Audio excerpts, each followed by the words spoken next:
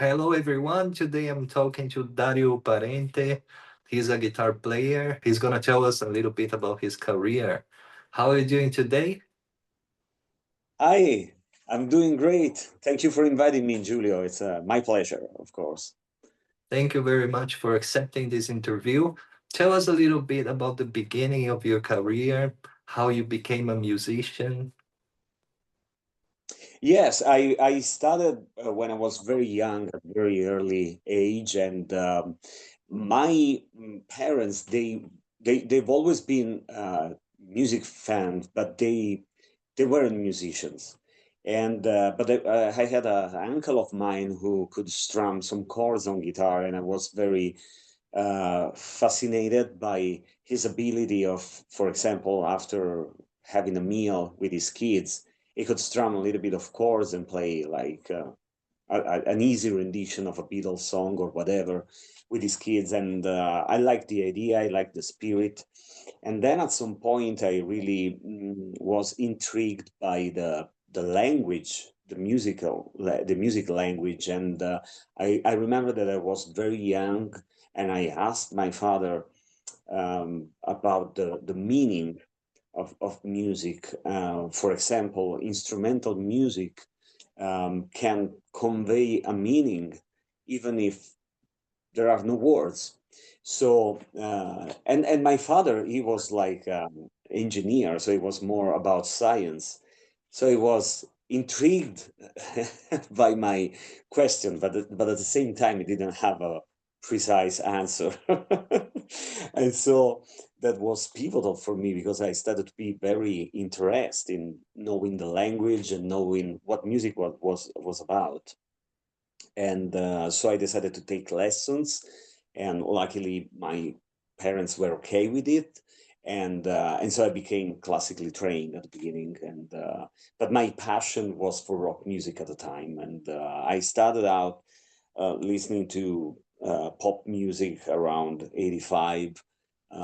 Some bands and some outfits, some artists were huge at the time, and but then at some point, a cousin of mine, he passed me cassettes of rock artists, like bands like The Who and Pink Floyd and Dire Straits. They were highly successful at the time, and so uh, that was before hard rock. You know what I mean? It was like classic rock cats, and I started to be interested into that, and then I fell in love with hard rock music. And since I was classically trained, my my main goal was to have the same dignity on an electric guitar as, I mean, the same dignity that we have for classical instruments. So reading music, transcribe music, and having the ability of repeat the event, the musical event as it is. Because at the time, especially in my country, the beginning of the 80s or mid 80s, it was like a transition time. So we still have a lot of musicians who played by ear, especially if they were into pop rock music. And I didn't like that. I mean, if you are very super talented, probably you don't need to read music like all the great all the greats, the great guitar players that we choose as models. Sometimes they don't or didn't read music at the beginning of their career. But I mean, for normal people like me, probably having this kind of knowledge of ability, it's pivotal to just trying to get better in a short period of time. I mean, and so I decided to, as I said before, trying to keep the same dignity of some, like serious classical instrument to rock guitar. That was my goal since day one, basically. That's great. And what would you recommend for a musician, a young musician who wants to be a professional in the future? Oh, yeah, that's interesting, and it's kind of a difficult question nowadays, especially for me, because I'm 47 now, and I turned professional. I mean, I've always did this. I never had a different job in my life, but it was a different time when I started out. Like, for example, the end of the 90s, was a completely different time. So it's not easy for me to give the right advice about, for example, having the right exposure and publicity, uh, because it's not something that, for example, that I'm doing specifically right now. I play for a big name, so it's not my job nowadays, or I would say it's not my main activity to promote myself. Okay, I do it, of course, and all the guys in our entourage are happy that I do it, but it's not, the first thing in the morning for me.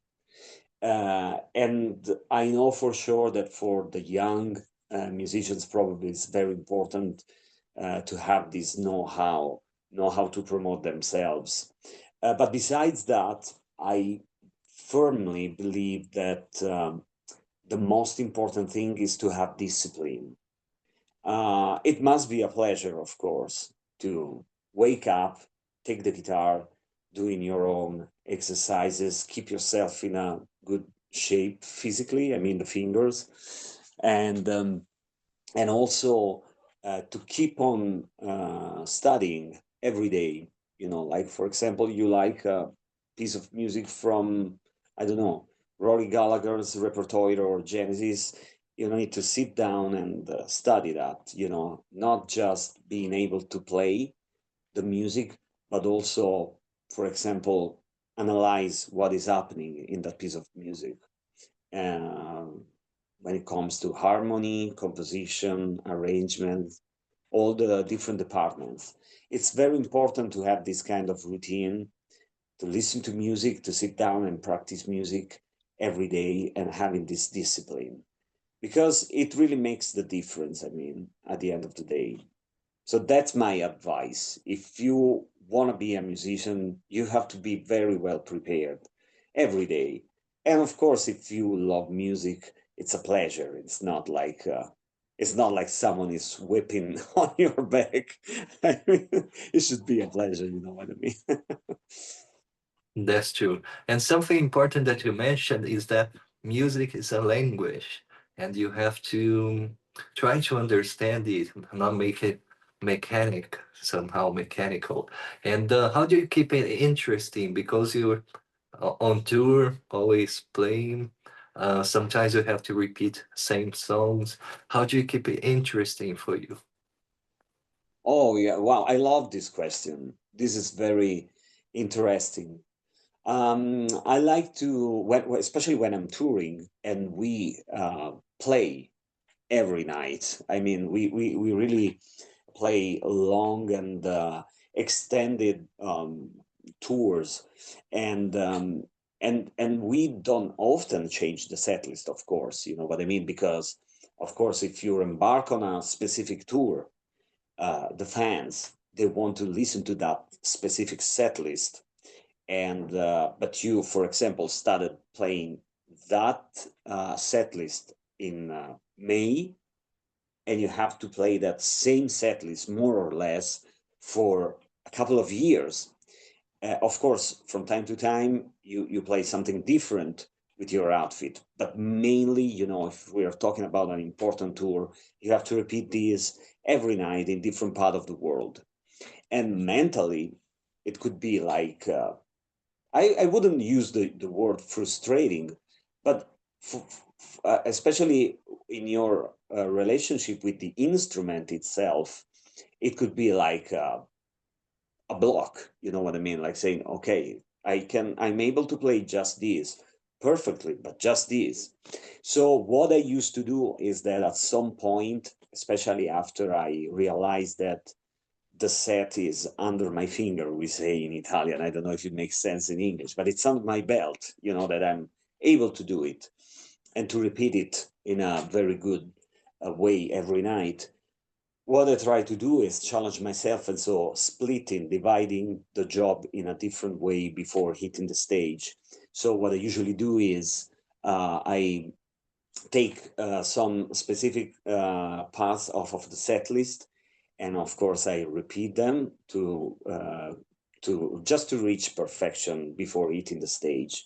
So if there is a specific moment that it's particularly difficult to perform, I will, play just those parts of the entire set, the difficult parts. And then I challenge myself by doing something else, like, as I said before, for example, sitting down and practice a completely different piece of music from somebody else, or doing exercises, just because probably after playing the set, as I was talking about, night after night, you want to take care of a specific technique or whatever. And also, for another thing that I like to do is, because sometimes with Jeff Tate, we also have different performances, for example, in front of a small group of fans, in a different situation, not a big production, but like, for example, we invite some fans in a, they will follow us in a trip, and we are together, and we can perform, like, for example, some cover songs in a restaurant or in a very small situation. Sometimes they want me to play and sing an Italian song, for example, just because I'm Italian. And so what I'm trying to do is also having like a small set list, a small repertoire of these different things that I can use. So the work of the musician, it's really, there's no bottom. You know what I mean? It's impossible to. It's an endless process. So there are plenty of stuff that you can do, and especially while touring, it's better to have a daily routine that includes something that is different and that challenge yourself. And then, of course, you also have to enjoy life, and, like, for example, yes, taking a day off and do something else, like outside and whatever.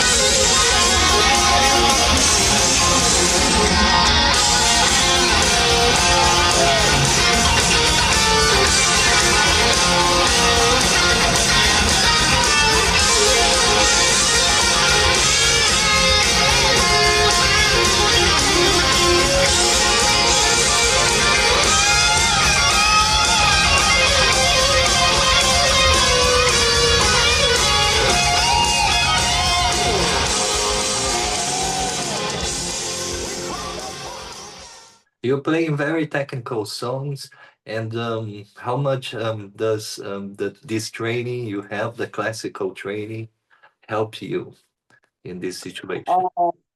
Yeah, I think that it's something that's related to a discipline, because the mechanics behind what we play with the electric guitar is sometimes different from classical guitar.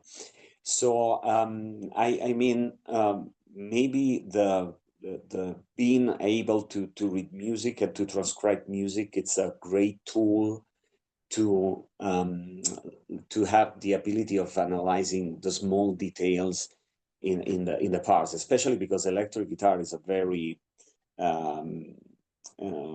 it's an instrument that has plenty and plenty of possibilities.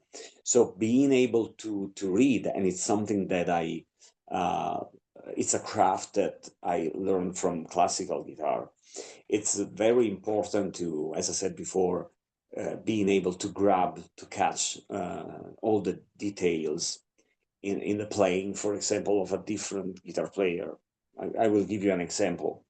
I would like to play a Jerry Garcia or Steve Hackett thing, and if I read music, it's easier, probably, at least for me, to understand if I can for example, isolate is playing his guitar part, it's easier for me to understand what is happening in his performance, in his rendition of a song. And you can also easily transcribe and so memorize all the little details about bending strings, the timing in bending strings, and the flow, the uh, peculiar flow that they have in their playing.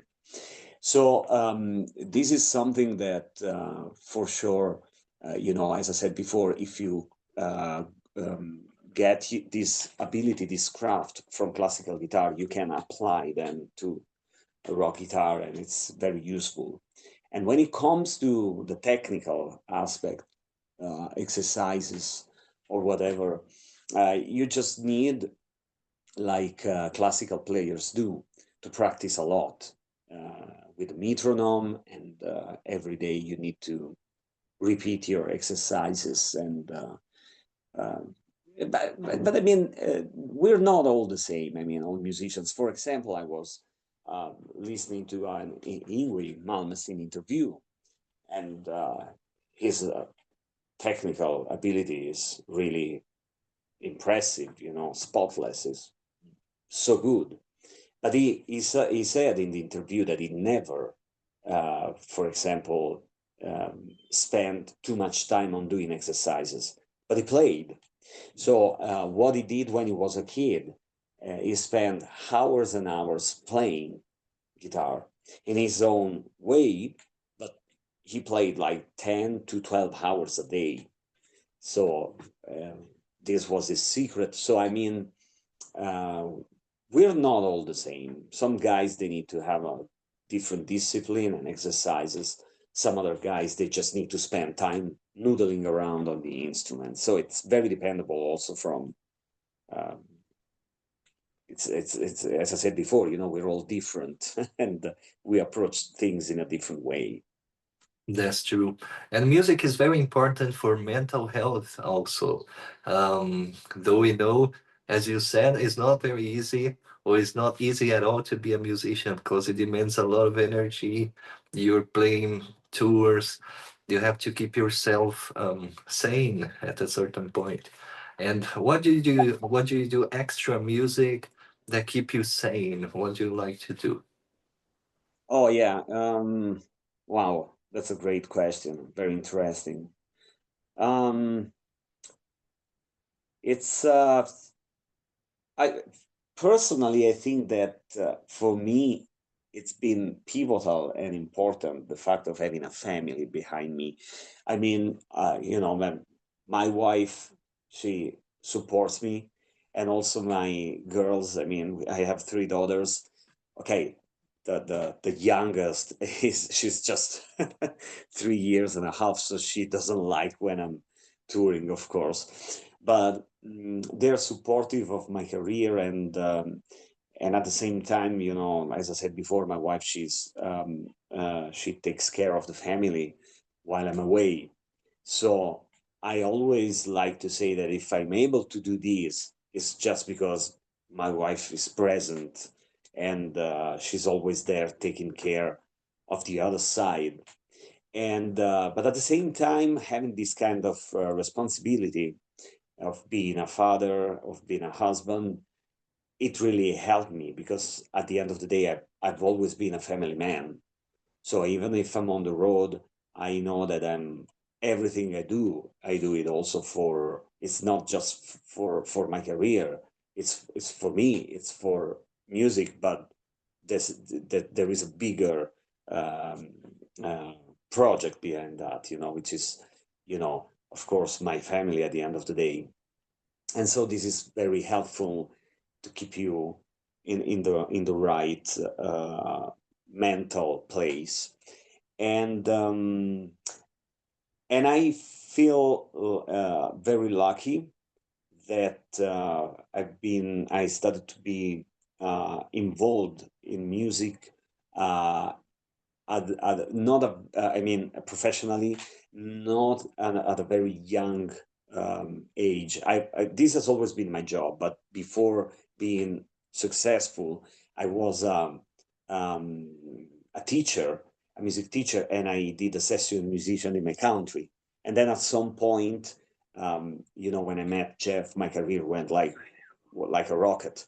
So when I started to be more successful, um, I wasn't super young, and I mean, when you're young, it's easier probably to get lost into the rock and roll lifestyle. Not very much my age, So um, I really take care of myself while I'm on the road, and for example, having the right diet. And during day offs, I like to rest.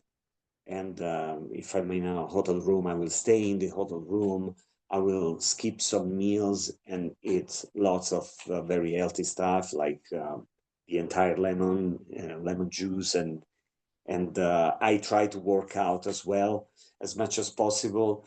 And this is really helpful. I mean, because if you spend uh, most of the time on the bus, and then you fell asleep and you wake up and it's already late afternoon and you don't see the sunlight, and you go inside a music club and it's dark, and you start doing sound check, and then you go to bed again, then you wake up, you play the show, and then you're in bed again in the bunk. After 1 month, it's dangerous. You know what I mean? It could be dangerous. You really need the sunlight, you really need to interact with other people, and working out. It could be very dangerous. I was surprised that, especially in the States, backstage, we find a lot of advertising on the walls about mental issues, and if you need help because of the stress of being a touring musician. I didn't know that at the beginning. It's not a thing in Europe very much, but in the States, there's a lot of things about this. Can we help you? Do you feel you need help because you're alone, and you're relying, for example, on alcohol or whatever? And and I can understand the reason why, because I played like three world tours, and I stayed, as I said before, 3 years of my life being on the road at this level. And after a while, you start to understand that it could be dangerous, especially, as I said before, you're young, you're alone by yourself, you have a different partner every night or something like that, and then you rely on alcohol and drugs. It's very dangerous. And we heard the story millions of times. I mean, all the rock stars of the past, all the great musicians that we lost because of that. And it's kind of weird, because if you don't leave it and you're outside of this business, you start to think, oh, they're all, like lazy people. Why they're complaining about this? It's a fantastic life. It is. Of course it is. It's a big opportunity. You travel the world, and you have the ability of being everywhere in the world, successful, the adrenaline rush of being on stage playing your favorite music. Of course, it's the probably the most interesting and wonderful job in the world. But at the same time, as you said before, you have to pay attention and take care of yourself. Otherwise, you will jump on the dark side straight away. And have you got any plans for the future, dreams that you want to achieve in your career that you can share with us? You mean a different goal Yeah. to realize myself as a musician?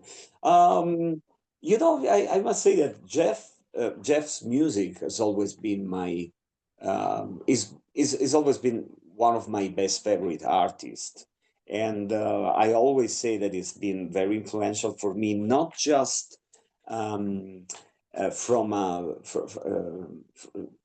not just for the music, but also for the lyrics, Mhm. especially the album he released in the 90s and around 2000, because I fell in love with the classic albums he did with Queensryche. Okay, but then, and especially during the 90s, I was teenager and I was about to become a man.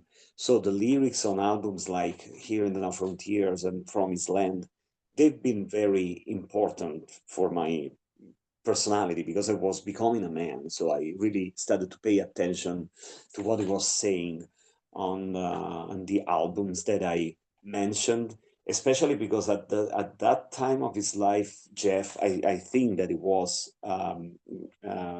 he got married after the Promised Land album, and he was becoming a family man and a father, and so the lyrics of the album that I mentioned, and also Could You Kate, they've been very important for me. And so I really consider myself super lucky that I had the ability of, you know, playing, being on stage with someone who used to be on the wall of my room, on the posters hanging on the wall. So it's and now we're friends, so it's really been a blessing. And considering that I come from a very small town in the middle of Italy, that it's so far from the capital of music business, it's a story. You know, I could write a book about it in the future, because it's really a particular life, the thing that I'm living. And but I must say that yes, I would really like to keep on doing it as much as possible, and I love playing.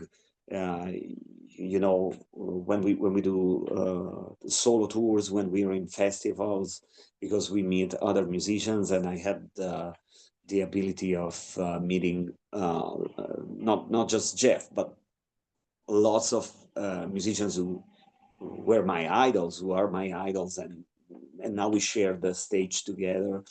So yes, I mean, I would like to keep on doing it, absolutely. And yes, maybe just out of curiosity, because I play with Jeff, I would like to meet uh, let me think about it, maybe Rob Alford, because I never met him in person, so I would like to meet Rob Alford one day.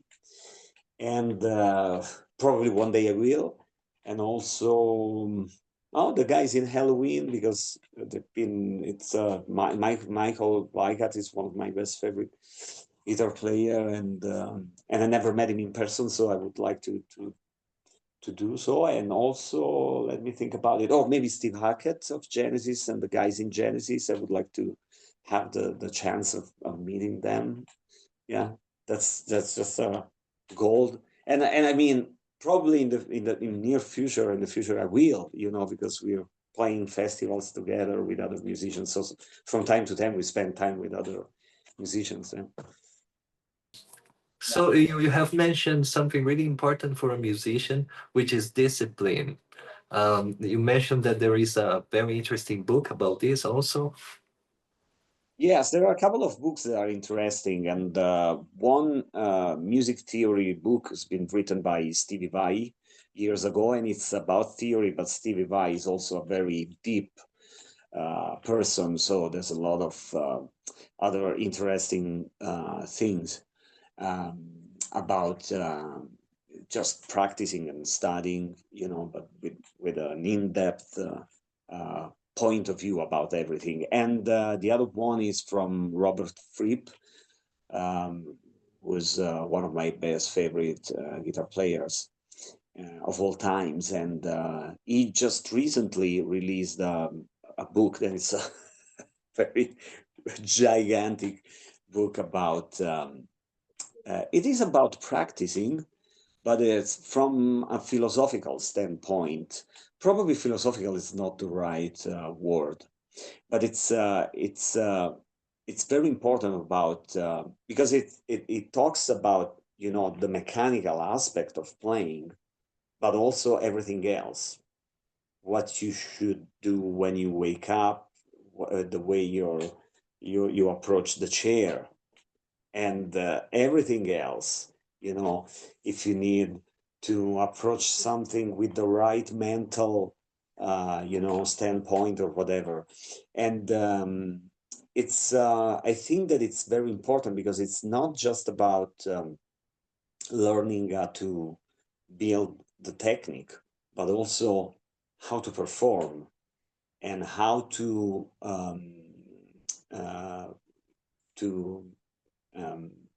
overcome physical barriers. It's very helpful. Yes, especially because it's not just about the mechanical aspect and the workout, but it's about the mind and behind all of that. So that's Robert Fripp has always been an incredible man. So the book is really, really something, especially if you're an experienced player. It really changes your point of view about practicing and discipline. Thank you very much for this interview, for sharing these emotions with us about music, and wish you all the success in the world. Would you like to send a message to Brazil and all the world? Oh yes, of course I will. One of my best friend is the keyboard player in our band, Bruno Sais from Brazil. And he's an amazing person. He's not just an amazing keyboard player, but he's also a professor and especially is heavily specialized in English literature and is a very interesting person. So one of my best friends in our camp is a guy from Brazil, and I'm really looking forward to visit Brazil one day. I know that we're going to have one of the special meeting with the fans in January 2026. So finally, I will have the chance to be there and to perform as well. So can't wait to meet all the fans in Brazil. And yes, definitely it's on my wish list.